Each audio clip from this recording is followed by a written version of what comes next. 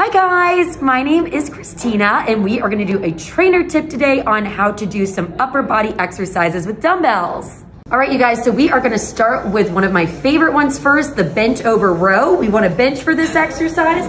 We're gonna stabilize ourselves on one side of our body on the bench.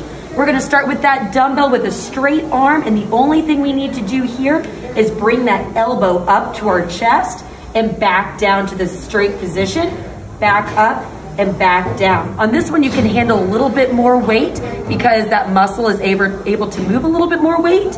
The second exercise in the same position is gonna be a posterior delt raise. So with this, we'll have a very small bend in that elbow, and we're bringing that weight up to where it's parallel with the ground. On this one, I would recommend a lower amount of weight because this is gonna hit more of the back of the shoulder. Usually can't handle quite as much weight as that bent over row.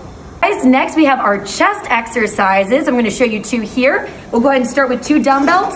We're gonna lay back on a bench. Just make sure your head is completely on that bench. We're gonna start with our dumbbells right above our chest here and our palms facing the opposite wall. We're just gonna start with a bent elbow. We're gonna come straight up over the chest. Make sure we have straight arms at the end of the position, and then we're gonna come back down nice and slow. We wanna make sure all of these movements are very slow and controlled.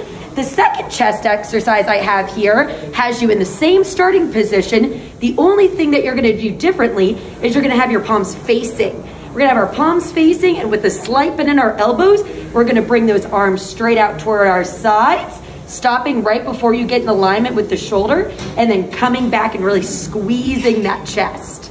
Lastly, we have some shoulder exercises that I'm gonna show you. The first one being one of my favorites. It was named after me, actually. It's called the Arnold press. We are gonna start with our dumbbells, and we're gonna start with those palms facing our face.